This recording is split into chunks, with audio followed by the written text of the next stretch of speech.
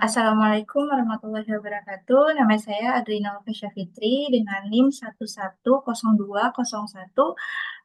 254048.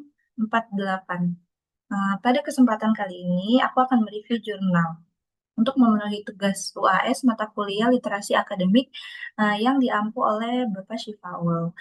Jurnal yang akan saya review ini berjudul tentang analisis hubungan antara kegiatan melukis dengan kebutuhan psikologis pada remaja. Jurnal ini dipublikasikan dalam Jurnal Seni Budaya, terus volume 12 nomor 1 tahun 2014 dengan jumlah 7 halaman. Penulis jurnal ini yaitu Nunuk Nurul Syakiyah. Tujuan penelitian eh, Tujuan dari penelitian ini adalah untuk mengetahui apakah kegiatan melukis berhubungan dengan kebutuhan psikologis remaja. Sederhananya itu, peneliti ingin tahu apakah melukis ini bisa membantu kondisi emosional dan mental pada remaja.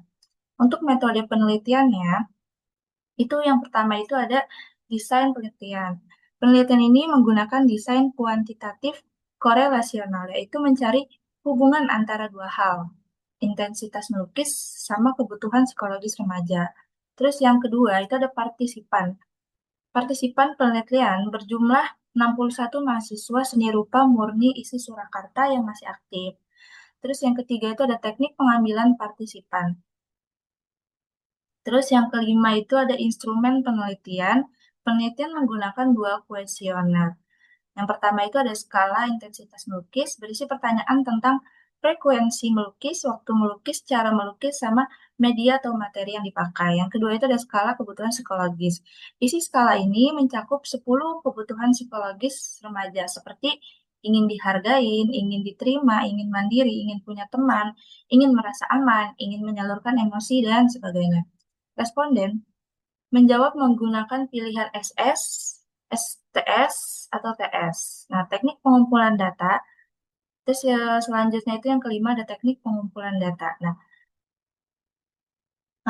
untuk data dikumpulkan menggunakan kuesioner tertutup yang dibagikan kepada partisipan. Terus yang keenam itu ada teknik analisis data. Analisis data ini dilakukan dengan uji validitas isi, reliabilitas, alpha converge, sama korelasi product moment.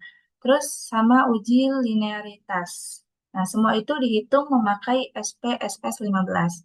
Untuk studi kasus, penelitian ini dilakukan pada mahasiswa seni rupa yang memang sering melakukan kegiatan melukis sehingga cocok untuk melihat apakah melukis ini benar-benar berpengaruh pada kondisi psikologis.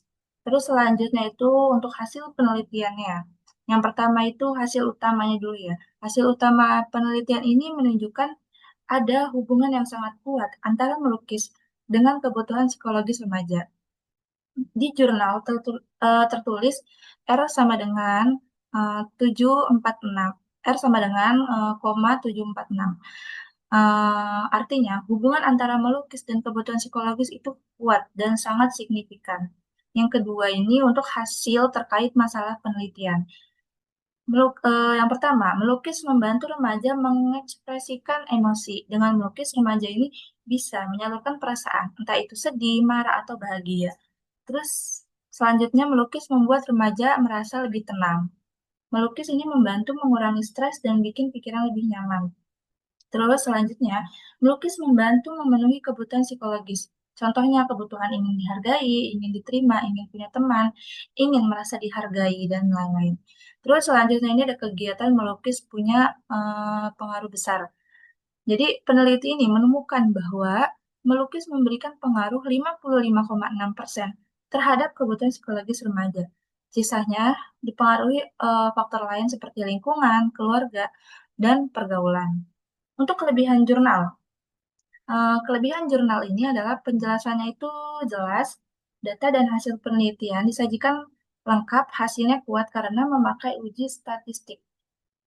Terus dan jurnal ini mudah dipahami. Terus untuk kekurangan jurnalnya itu yaitu waktu dan tempat penelitian tidak dijelaskan sehingga kita tidak tahu penelitian dilakukan kapan dan di mana.